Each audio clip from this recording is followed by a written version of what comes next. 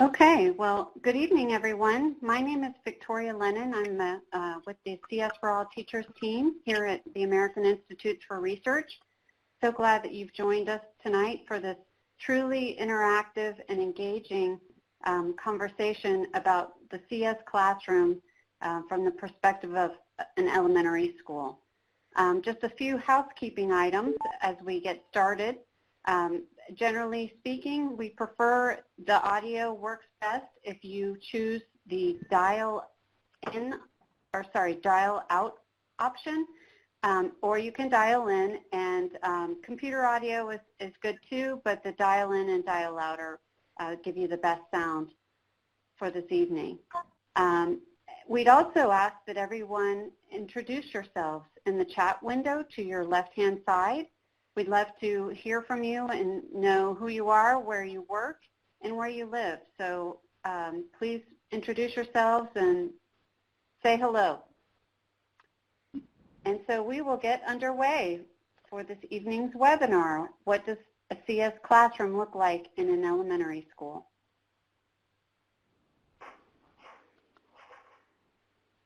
Well, welcome again to our...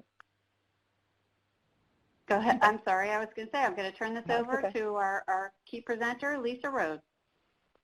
Thank you.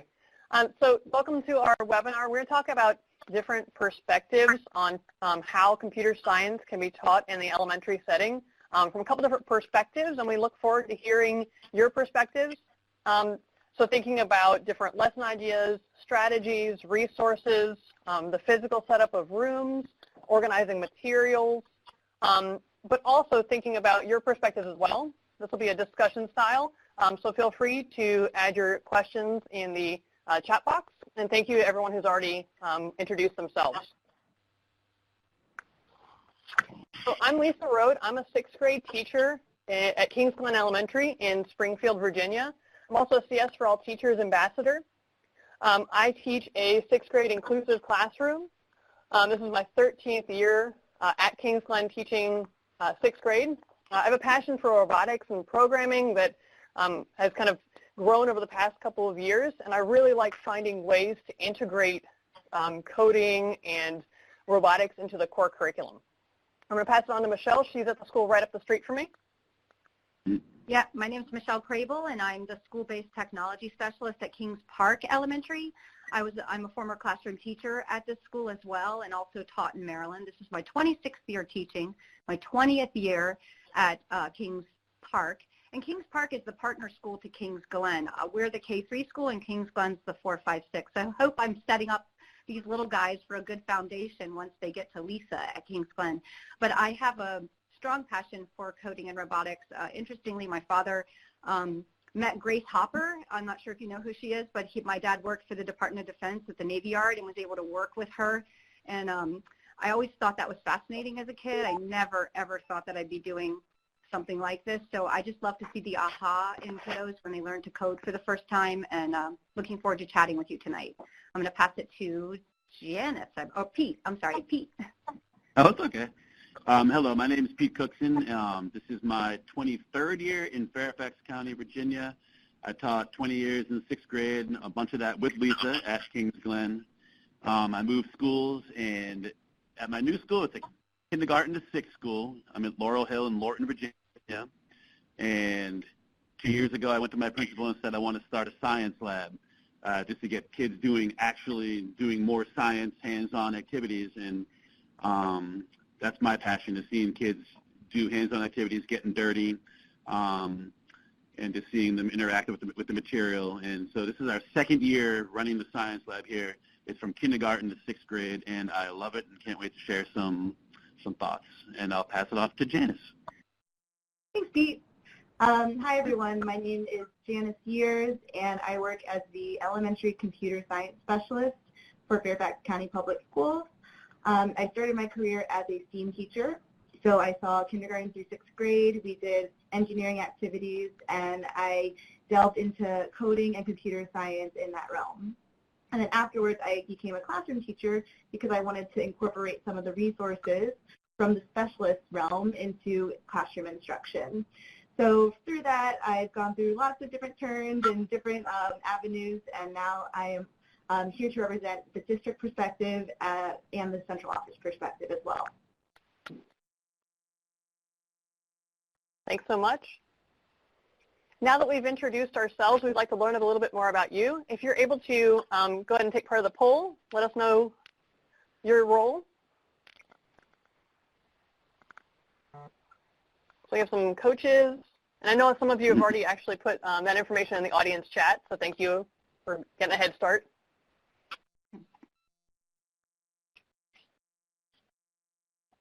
Awesome, lots of technology specialists, coaches.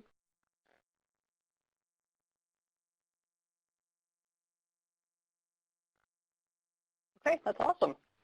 Thank you so much for sharing, and again, feel free to drop any information into the chat box so if we can tailor our discussion to what you're thinking about and we can kind of share some perspectives there, that would be great.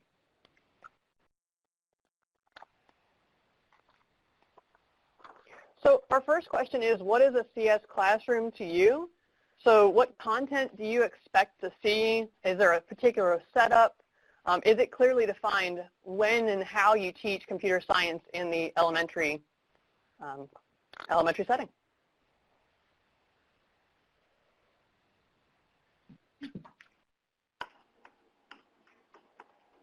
Lisa, I can start if you'd like to kind of talk a little about my setting. Yeah. I'm actually in a computer lab, and I started out as just working on getting children to log into the computers and things like that. And of course, that wasn't enjoyable for me. So I started going down avenues of STEM activities, or STEAM activities, and then computer science activities. And that's when it allowed me to kind of change my space a little bit and have a lot more flexibility. So it is a computer lab. I'm kind of constrained to the way the tables and things are set up, and it's that top left picture is actually my space. But I do have a creative setup in that I try to have children be able to move to different spaces within the lab and have different activities that they can do that are offline as well as online. Absolutely. I think that's great. And I think that, you know, being able to modify what you're set up, because sometimes we're constrained by the space. You can't maybe move some things around. Are you able, I think you're right next to the library, right? I am, and I actually collaborate with my librarian with my lessons, but beyond, we do things beyond our computer science specific lessons, but I have flexibility to even move within that space.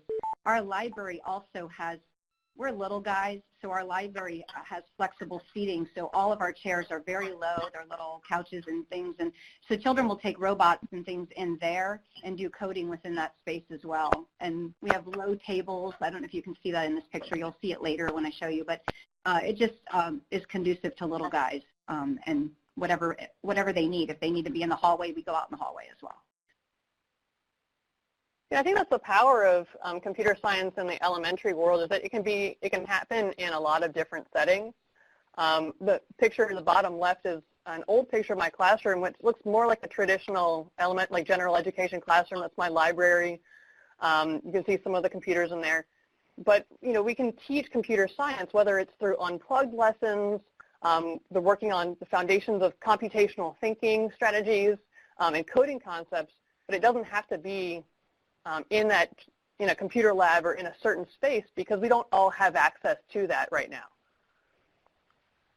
I definitely agree, Lisa. And really beyond that, like, we should be thinking about how to create a classroom environment that encourages student-led experiences. So it could be low tables, it could be flexible seating, it could be collaborative groups. And really, that resonates so much with me, Lisa, that any classroom can be a computer science classroom. Absolutely, and my classroom's the two pictures on the right, and I'm on a science lab, so you can kind of tell there's science lab tables, very conducive for group work and group discussions. And for me, for computer science, I mean, it's, as a teacher, you just really have to believe that all your students can do it when they walk in. I think a lot of it is about attitude. Just when they walk in, like, you know that they can problem solve, they can critically think. You just got to have that mindset, that when they come in, that you believe in them. And kids sense it. They can sense if you believe in them. It's okay to, make mistakes. It's okay to be struggling. In fact, like our motto is, it's good to be sweating. Just like a workout, if you're not sweating, awesome. you're not doing much. But if you're struggling a little bit, that's really good. That's where the learning is coming into play. And I think kids need to feel and have a safe place. It could be a small room, big room, medium, whatever size room, whatever equipment you have. But if you have the right attitude, kids can learn how to do all these skills you need for anything computer science. So, absolutely, it's that productive struggle. That's okay. Yeah, it's that productive struggle, and I know that when we worked together, we talked about that a lot. And I went to Pi Academy 2 years ago, and they talked about, one of the first things they talked about was that failure, it says fail is the first attempt in learning, and that you're going to struggle and you need to work through that, and that's how you learn. And so, using those computational thinking skills and that common vocabulary for critical thinking is incredibly powerful. Absolutely. We teach a lot of resilience with the little guys because they're so, they get emotional a lot when they fail. And so I incorporate a lot of literature about like the Most Magnificent Thing, books like that, and then I have another book called No Biggie, where you just try to teach the kids it's okay if you make a mistake. That's all part of the bigger picture, and you learn from that every time you do it. Yeah, absolutely. Any other thoughts on what a CS classroom is? I was just going to share one final. I get kicked out of my lab during testing time, and so I actually shift a lot of activities onto a cart, and I can just organize in bins, and it makes it easy. So I actually set that up in my own lab space so children are used to it, and then when I push into their classrooms, it's no different. It's just they're pulling it off my cart instead of off of the nooks that are in the lab space.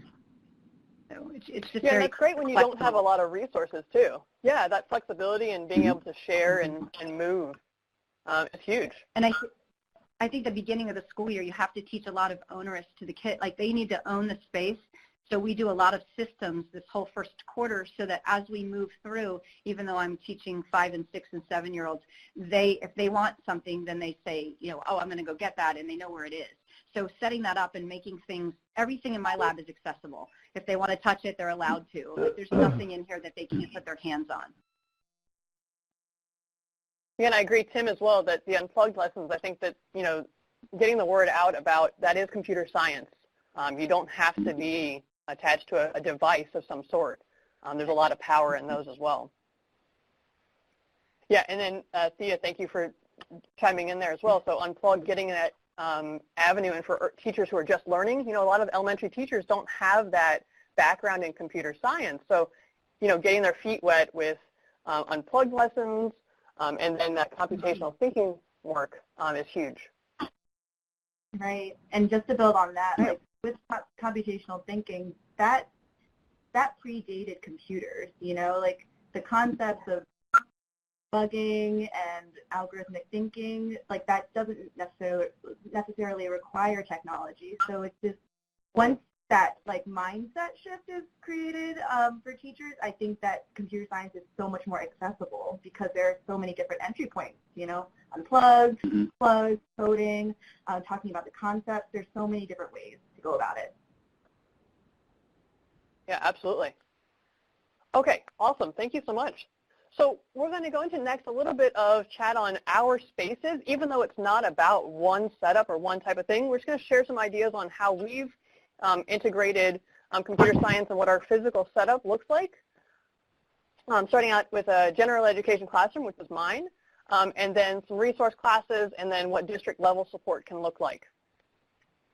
So these are some pictures of my classroom. That top right one is what my classroom looked like a couple years ago. So you have traditional desks, the big meeting space in the center. We had some Raspberry Pi computer workstations, just other tables. So nothing really spectacular, but we were doing computer science. Again, working on, at the beginning of the year, getting that computational thinking vocabulary. So how do we decompose things? What do we need to decompose? What are algorithms that we use in our everyday life? So that was a kind of a starting point. I've really tried to work to transform my classroom into more of a makerspace feel, a lab feel, so that for one, it helps me to rethink how I'm teaching and how I'm doing things, but then brings a different perspective to the students as well, that your classroom's a makerspace. We're here to build and grow and learn and fail and try again. So that's kind of helped out. And we have a flexible space where if we need to set up a new experiment or something else, we can do that. I'm not stuck on everything looking a certain way.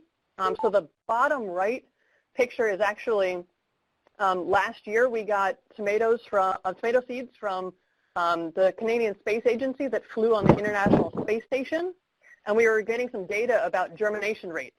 So we needed a greenhouse. So we rearranged the room, we set that up in the back, and then we pulled some of our Raspberry Pis and made some monitoring stations. The students created programs in Python to tweet out pictures. It would tweet out itself, pictures of the tomatoes, temperature readings, because we're not always in our classroom, and we wanted to make sure that they were doing well and see what's happening with them. So that was just something where we were able to flex around and not be stuck on one structure. And I'm going to do a little walkabout to show a couple other things in my classroom here. So we do a lot with robotics. And this is, see if I turn it on. It's kind of a disaster right now, but these are where all of our robots are stored. So each one has their own box to go in. And this helps out with organization, making sure the students know where everything goes and how to use the robots. Right now, they are not put away. We've been working on a project to build Mars rovers, and they don't fit in their boxes anymore. So we have everything else in there, and these are out. But that's part of our classroom setup. So at the beginning of the school year, not only are we thinking about how do we organize things, how do we line up, how do we go places, but how do we take care of our materials? Because they're out and accessible. They're right back there always for the students to use if they want to show their thinking. You know, other things that we need to consider are things like our charging station. We use a lot of batteries, whether it's charging batteries for those robots, our Ozobots are charging there, Spheros are charging there. But how do we do that? How do we do it safely? How do we make sure that everyone has a role and a responsibility? Other things that we have set up on here, we have Raspberry Pi workstations. This allows us, one, to have extra computers, but also gives the students a look at how computers work, and then we can build off of those, whether it's adding sensors, adding cameras, putting sense hats, and I'll talk a little bit more about things we've done there. The back of my room is where our main makerspace materials are, so we just have a big workbench back here. And then this is also where our 3D printer is. We keep a lot of our materials back here. But as you see, everything is out and open so that the kids can access it. If they want to draw something to show their understanding, they can do that. If they want to grab a robot and create a simulation, they can do that as well. So lots of different opportunities, and just showing students that these are tools for them to use, not just something special for a certain class. I'm going to go ahead and pass it on so that we can get another perspective. And so, Pete, would you like to share about your science lab? Absolutely. Thanks, Lisa. Well, just to give you some background, this is a science lab.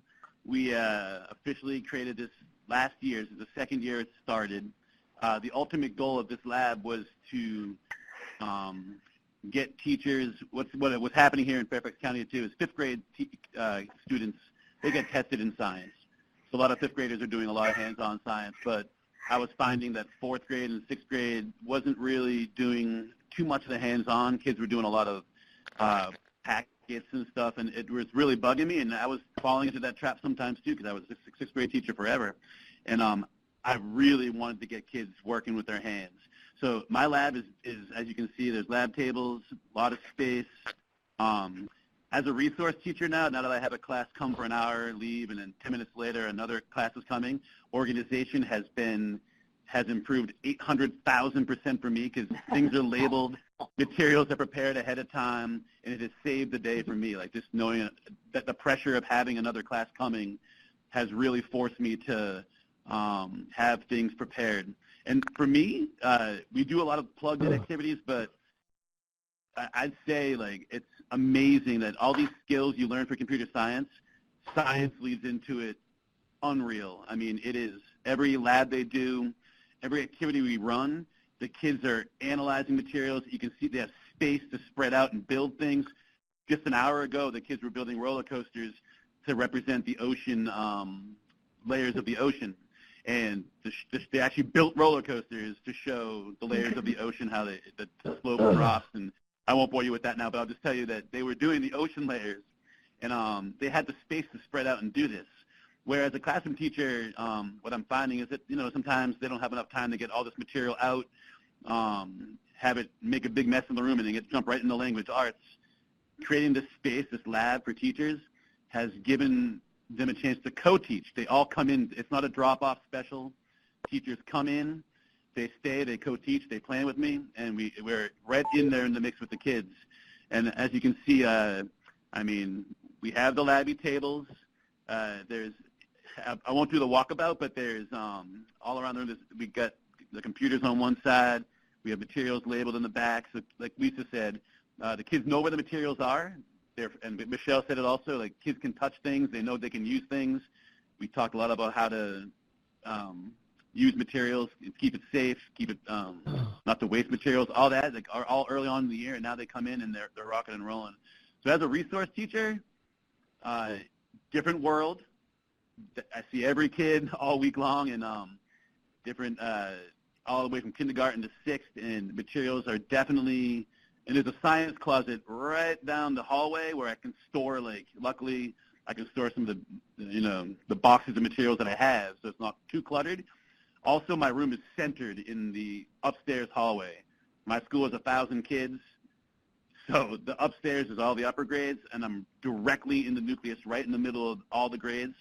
So transitions are easy. We can talk to each other constantly, because science was our main focus at our school, and my principal backed me up and gave me a nice-sized room and a great location to be right in the center of all the upper grades for now. And hope that makes sense. But you can pretty much see everything in the pictures there. But Lisa, is that good? Or Yeah, and I like that you talked about how you co-teach versus specials where you drop students off so you can continue that learning. So maybe you do an experiment in the science lab, and then the teacher wants to continue with that, or maybe they want to, if you're building something in Scratch, or you're working, you can maybe make a different simulation of what you've done in class and grow from that opportunity.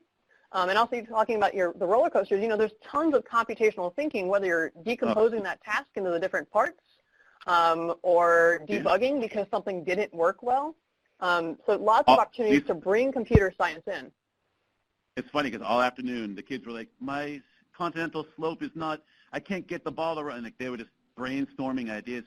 They were looking around the room finding materials that they could use to make the roller coaster work better. And they were messing up in the beginning, and it was fun to watch them messing up because that's part of the process of, all right, nobody was complaining or whining. They just jumped right in and found a way to make it happen.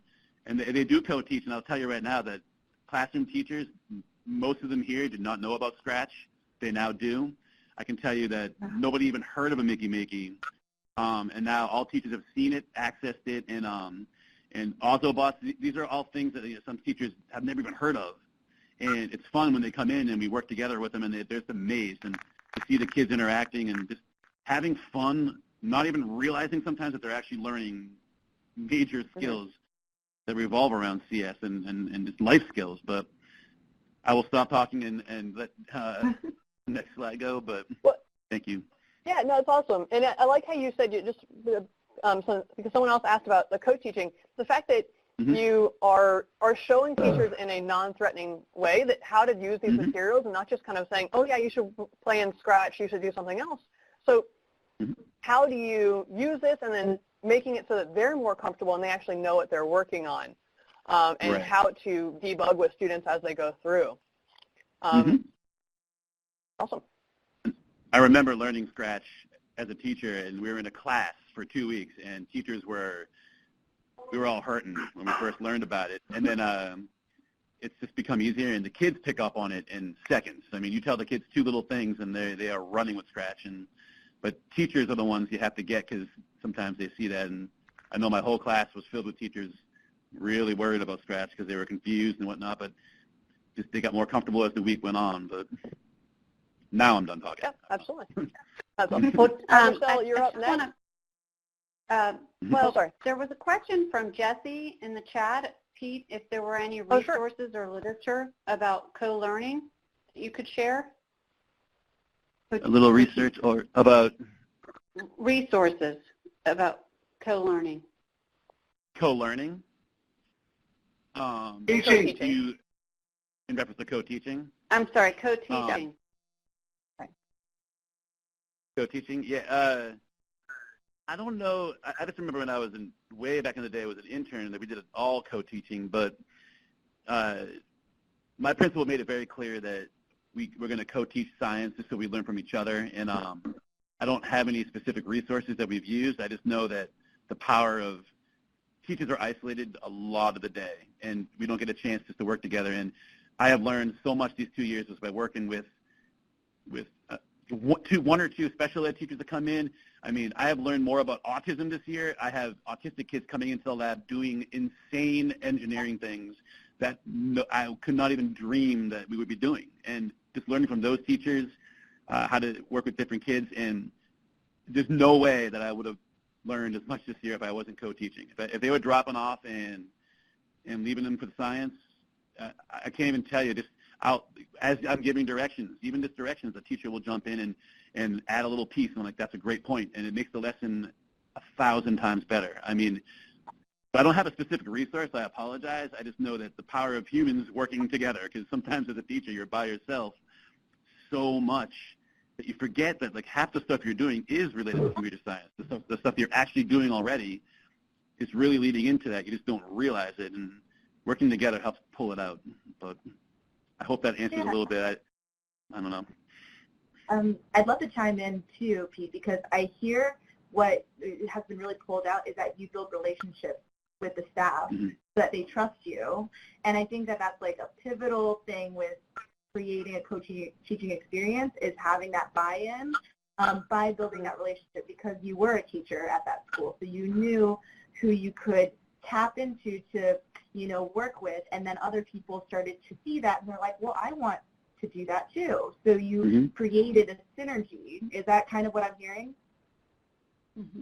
Yeah, it's just the number one thing. I mean, in life basically is building relationships. If you get people, if you trust people, you earn trust, you earn respect from each other, good things happen. I mean, and I think 99% of teachers want to do all these things and want to do computer science and want to do programming, and I think it's just they just need that little stimulus to in the right direction. You just need somebody to believe. You just need somebody to talk to and work it out. I mean, teachers who've been doing it for a long time, I never thought would be into Scratch. We're watching it with their mouth open going. Like, it's just a matter of getting them in there, realizing, hey, it's not that bad. And it will be hard at first, and that's fine. It's just, but yeah, but the human part of it, the relationships is huge.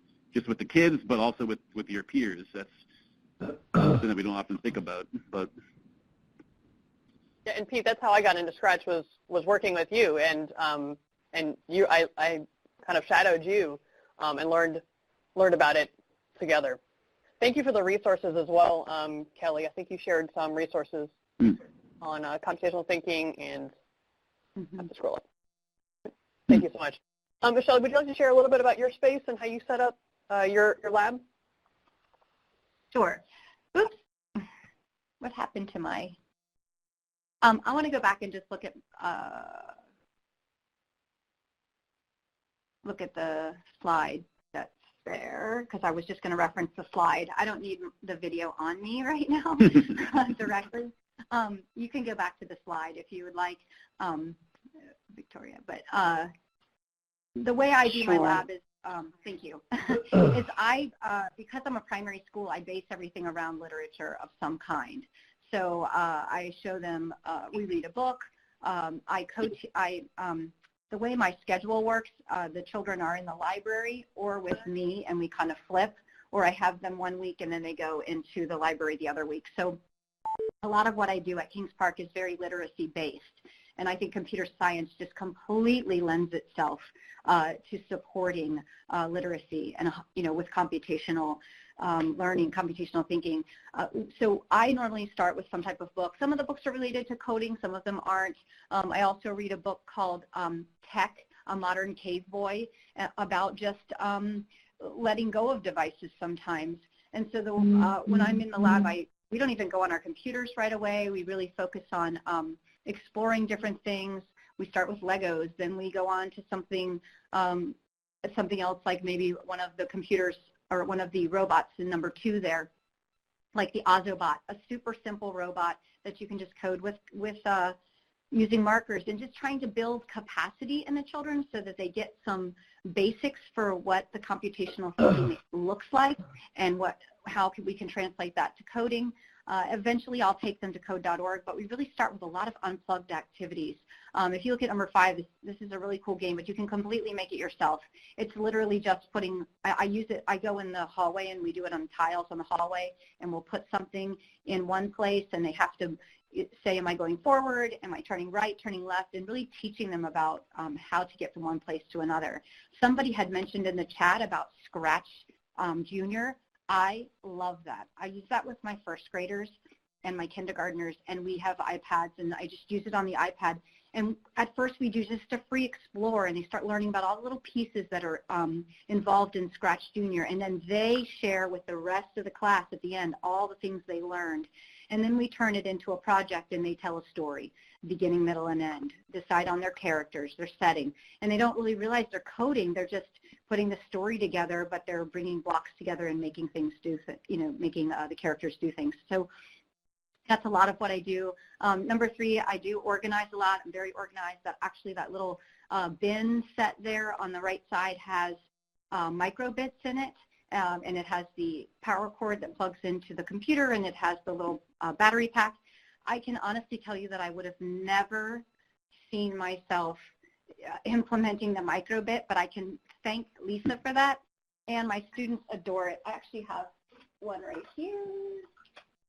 If you bring the camera up, if you bring it up closer to me, this one is it's just a smiley face. The kids just love that. But I'm reading a book called MicroBit in Wonderland, and so I read a very young version of Alice in Wonderland to the children, and then they coded the MicroBit to code the word late, and they created a pocket watch. So we had a little maker space, and they could build a little pocket watch however they wanted, and then I just have a smiley face on here, but they put it up there, and then the word late was scrolling across there. So I mean, they just loved that. They thought that was the best thing ever. It was a super simple way to code. But later, we ended up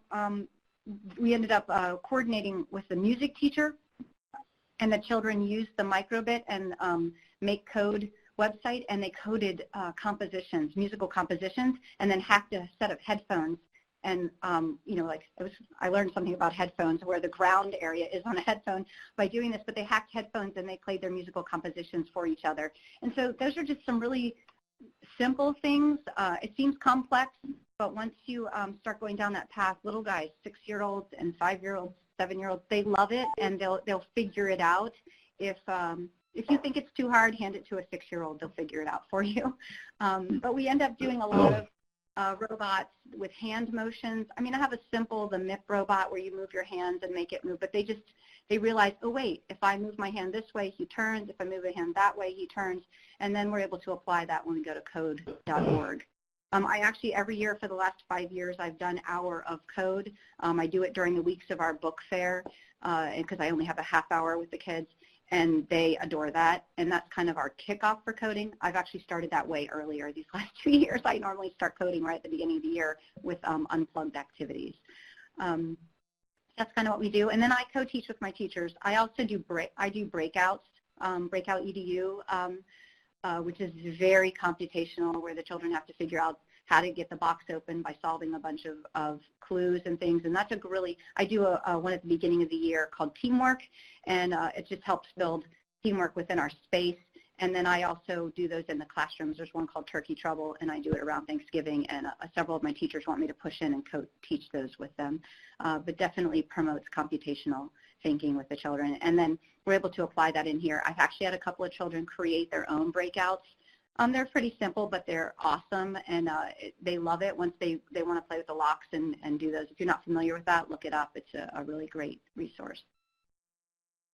And there's great computational thinking that goes into those breakouts. So building that vocabulary and those critical thinking skills, and then being able to work with, co-teaching, being able to work with those teachers and then continue that conversation and continue the use of those strategies in other subject areas is really awesome. Yeah. Okay. All right. I'm going to, Okay, so Janice, can you please? Yeah.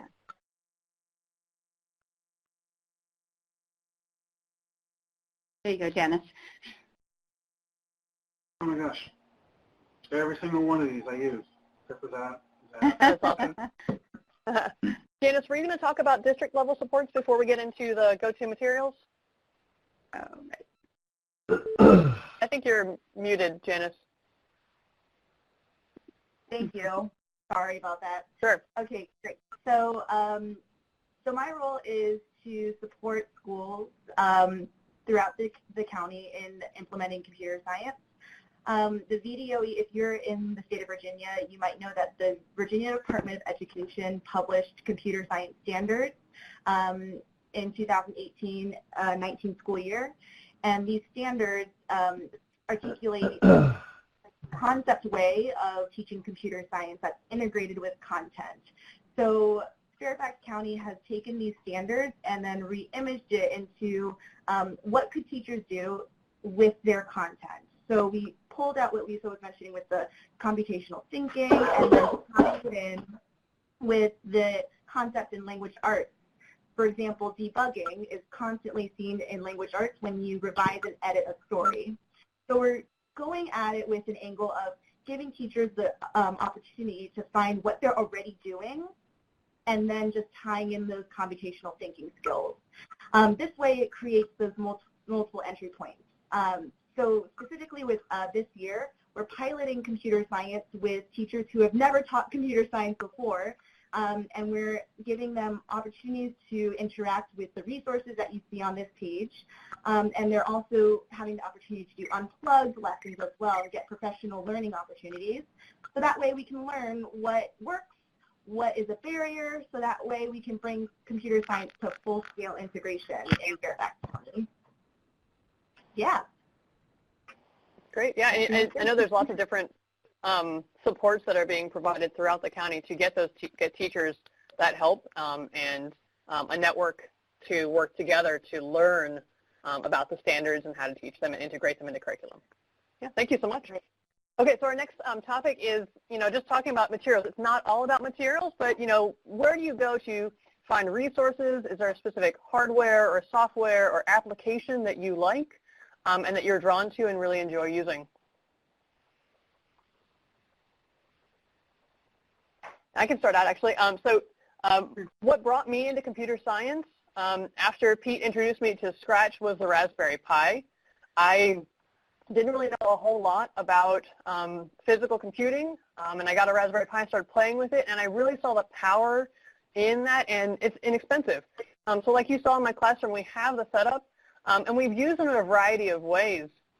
So not only do we have the Raspberry Pis as workstations, we have Sense Hats since we can gather data, and we've also used Raspberry Pi-based robots to build our rovers and use those in math and other subject areas as well.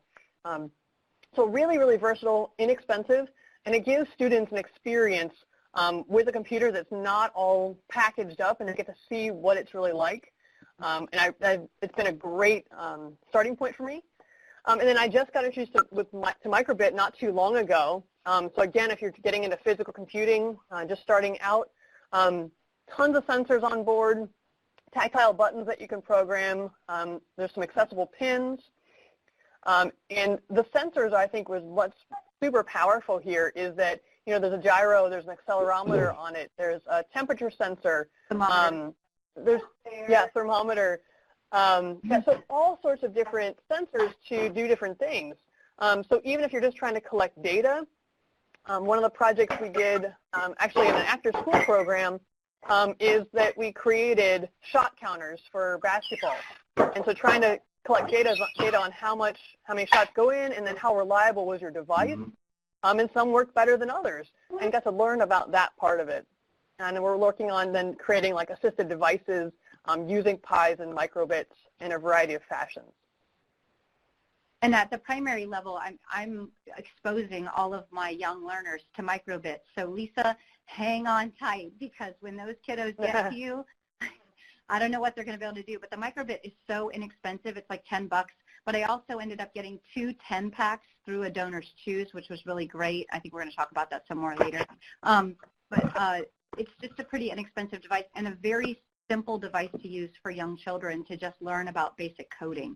I feel like it's a device that, I'm not sure what it's called, I guess a bit, that can grow with children. So if they get it young, I feel like the ozobot, children tend to outgrow that at some point, but the MicroBit, they can start out very simple, and then there's a lot of robots online that are very, very inexpensive that utilize the MicroBit for children to be able to get excited about it at home. I have that too. I also have so here's a GigaBot, so that's fun. Yep. Yeah, that's sitting on my desk right now, actually. But I think it opens up doing some. I mean, the MicroBit's $60, but some of the other bits or some of the other robots that the MicroBit snaps into are much less expensive and can allow children to build and maybe take it beyond just a simple or just using it in the school building. And I am a fan of all of it. If I had to do a number one right now, it'd probably be Makey's.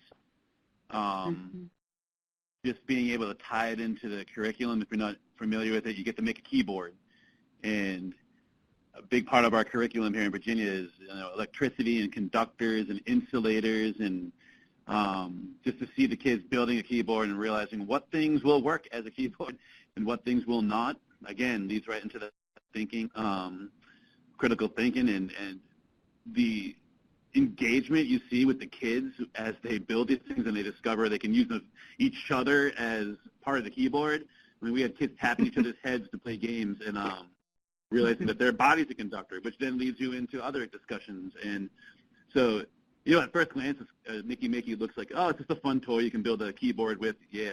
But again, working with teachers, you realize, yeah, they can have fun building a keyboard while they learn key vocabulary like conductors, insulators, and just what a complete circuit is. Like, how is this even working? Like, how am I tapping your head and a sound is coming off the computer? Like, how is that even happening? And as fun as it is, like, again, classroom teachers can learn that it's very simple to get rolling, and it teaches so much.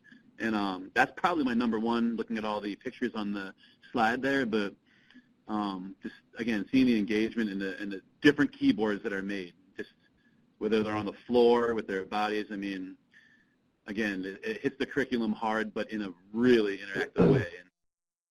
And so Makey gets my number one vote.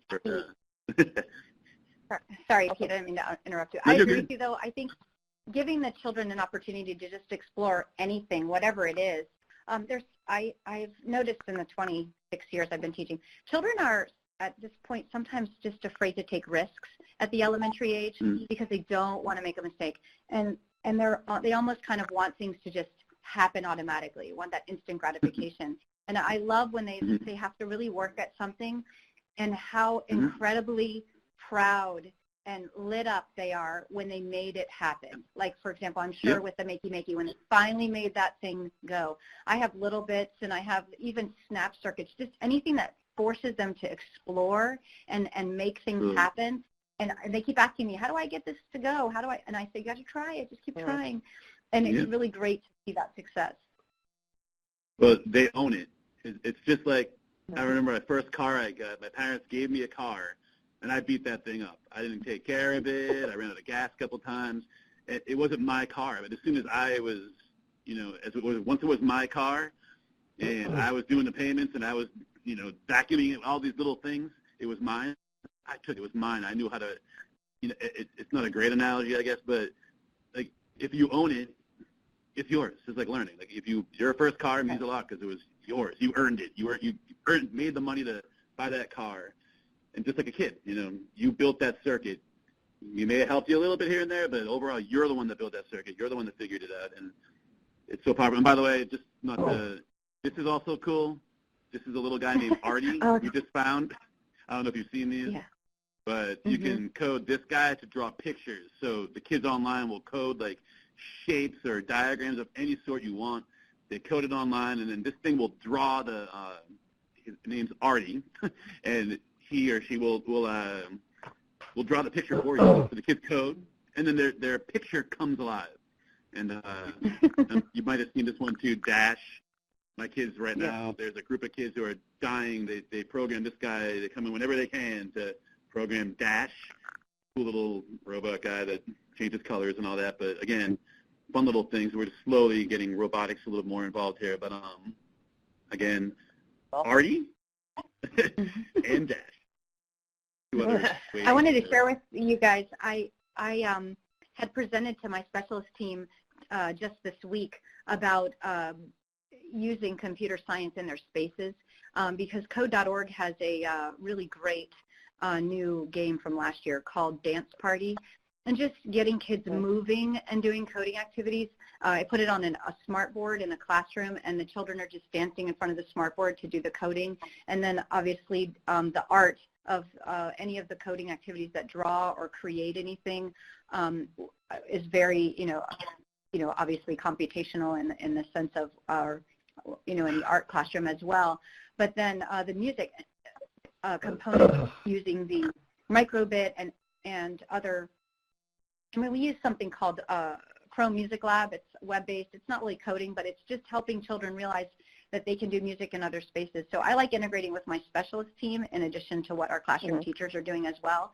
So the specialists can see, oh, wow, there's value in this, and I can integrate some computer science activities within my discipline as well. Awesome. I'm going to jump ahead. We're running a little short on time. So how do you incorporate unplugged CS lessons into your curriculum? So we talked about some devices and things. What are some unplugged lessons that you do? Great. Yeah. So I think that computer science, there's so many different entry points, and yes, the resources is one entry point, and then unplugged is another entry point, especially for teachers who might be new to computer science. So the one that we always show the very first time we're, going through professional development is getting loopy. If you're familiar with code.org, you might have seen it, where you do a dance sequence and you do the claps in accordance to what the symbols show you. So that way it's starting to teach that concept of there's a beginning, there is a sequence, and then there's an end, which then so many teachers, after they do that, they realize, oh, this also connects with language arts, like telling a story, beginning, middle, and end. This connects with science, with a life cycle. So it's a great entry point, I think, to start them and then to get them to think of their own unplugged ideas. That's awesome. Yeah, we've done something similar where at the beginning of the year we worked on algorithms and working on some team building activities, kind of centered them around how do you program your robot, which is actually a person, to get to a certain place in the room and try to get around things or try to get to a certain location in the building. And we also created algorithms for handshakes in the beginning of the day. So instead of just a high five and a hello, what is our sequence of, do we do a spin around, is it jazz hands time, or what's the goofy handshake to kind of mix things up? And I do like the twister, Matt, too. Thank you for sharing that. Do you have any unplugged lessons that you like to do? You said Pete, right? Sorry. Yeah. Okay, good. I didn't want to cut off. Yeah, well, luckily for me, science, this lens, it's a perfect lead-in to all this because, any lab you basically do involves critical thinking, problem solving, but I think that Janice mentioned the life cycle. We've done a lot with the younger kids with life cycles and moon phase cycles and stuff, and just showing kids how it's all about systems. Literally, we did food webs with fourth grade about a week ago and talked about that whole system of food webs. And then after they understood what a food web was, we said, all right, well, what happens if the tuna disappears from this ocean web? And the kids had to critically think, all right, well, if the tuna disappeared, then the sharks would be hurting. And they went right down all the chains, and they saw how it's all connected. And it's just a very simple way to get kids thinking like computer scientists, but with the food web, which is something they have to know in their science curriculum. But you take that food web, which the kids are learning anyways, take a piece away. We did animal adaptations and body systems, and we took away one body part from like an animal. Like, what if a giraffe had a short neck? And what would happen? Like, how would that change its life? And the third graders were eating it up. Like, they were just loving, oh, my rhino doesn't have a horn. Like, just taking things away from a system to show them, like, hey, this is how you problem solve. How do you work around this problem? And I think this, in kindergarten, I gave kindergartners a straw. And we talked about a straw is used for sipping. And all the kids were talking about sipping from shakes or milk or whatever. And then you give them connectors, and they're called strawbees, another great unplugged activity. Strawbees, it's straw with B-E-E-S.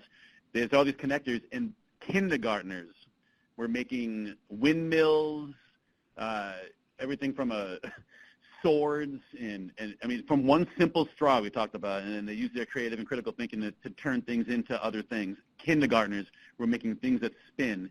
And then as they were building, we were talking to them, how could you make that spin faster or slower, and just getting to think like the next step. Once they created, they could add more to it. It all started with a straw. I mean, it doesn't take a lot. Yeah. Like, you don't need $1 million things to make computer science thinking happen, but so there's a couple. Yeah, and that's a lot of sequencing there, and thinking about how if you impact one part of the sequence, what happens, and you can even get into some algorithmic thinking as well. That's awesome. Michelle, is it okay if we hop to plugged lessons? Yep. Awesome. And then Janice, this is a little bit about what you were talking about. How are you taking the computer science standards for Virginia and then connecting them in? Yeah. So okay, awesome. This graphic just basically shows, like, this is how we're supporting teachers by making those easy fit connections with the content and the CS concept or practice that was highlighted in the VDOE standards. So it's a bit of like fitting the pieces together with what we're doing. Very cool. Thank you so much. Okay, so now we're going to talk a little bit about plugged lessons and incorporating that into curriculum. And someone had asked, let me look up, sorry. We had just gotten a question about Raspberry Pi and incorporating it.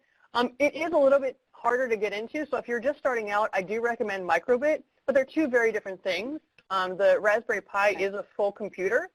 And I just happened to get into that first. We've incorporated by being able to create models of things in different ways.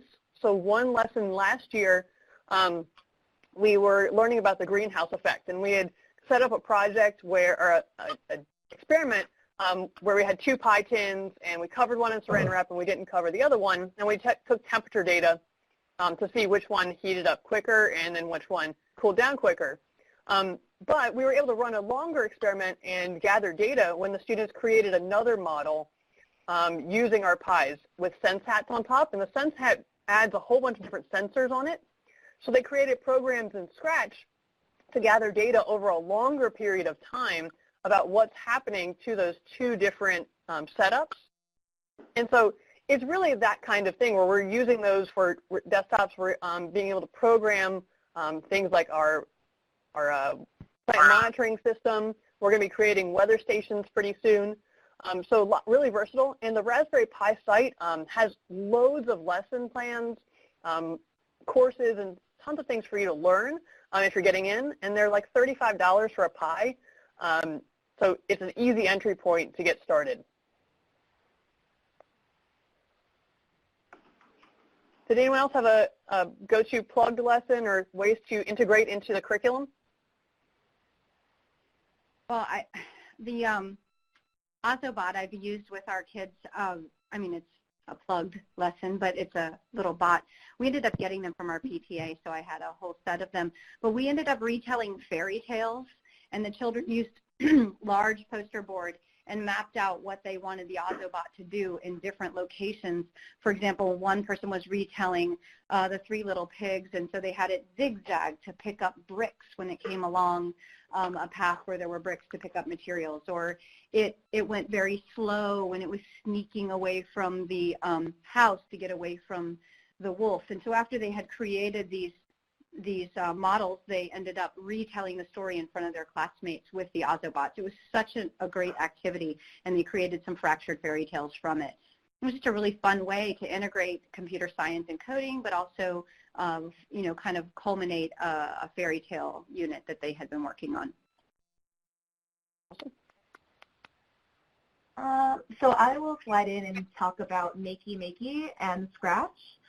So with the pilot schools this year, a lot of them are using the combination of Makey and Scratch to make interactive presentations.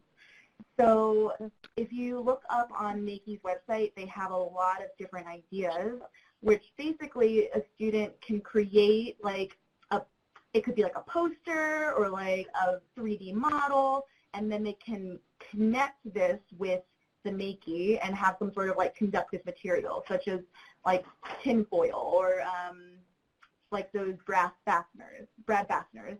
And then basically they also connect it then to Scratch so it can create like a double interface.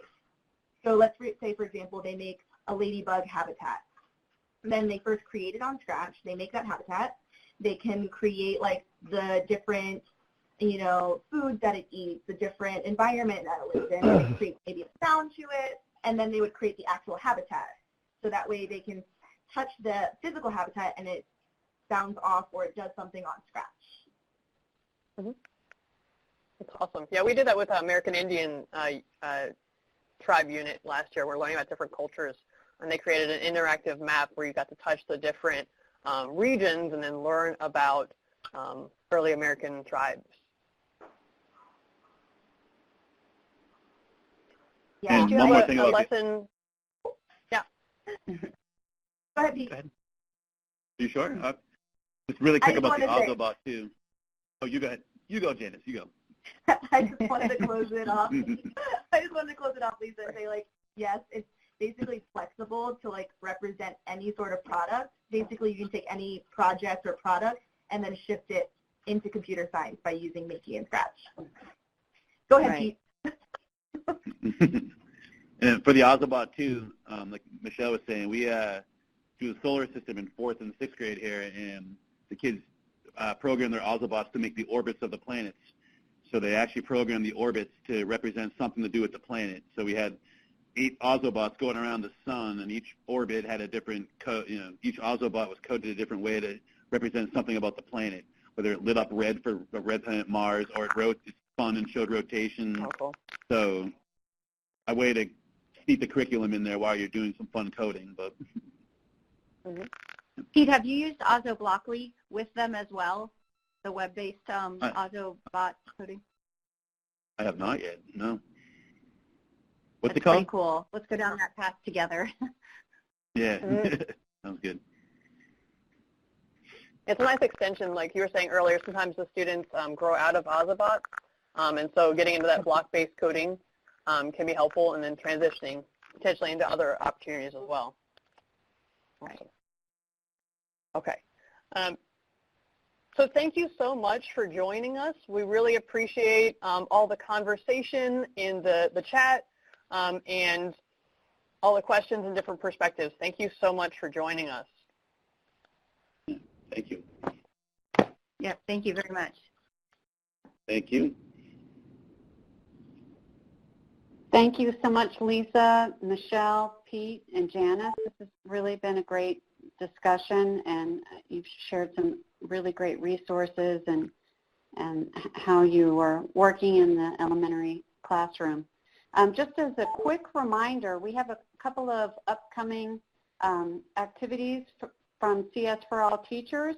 We've got a great webinar coming up with Naomi Harm. Welcome to the Block Party. So that's going to take place on Tuesday, December 3rd at the same time, 7:30 p.m. Eastern, and we invite you to join us for that. And also be on the lookout for the CS for All Teachers photo contest.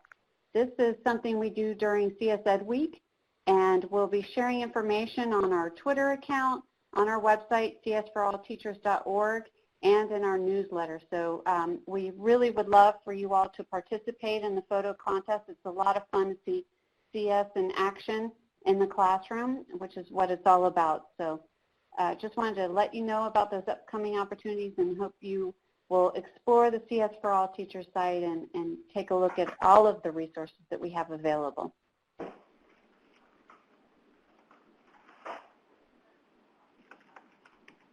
Thanks, Lisa, for this opportunity. This was fun. Thank you. Yeah, thank you. I just want to invite everyone to become a member of CS for All Teachers. CS for All Teachers is an online community to support pre-K through 12th grade teachers interested in teaching computer science at any level. So if you're starting out or if you're a seasoned veteran, there's a place for you. It provides opportunities to connect with teachers from a wide variety of experiences through webinars, Twitter chats, blog posts, and other resources. So definitely check it out. Thank you, Lisa. Thank you, everyone. Thank you. Thank Good you. night. Thank you, Victoria. Good night. Thanks, guys. Good night.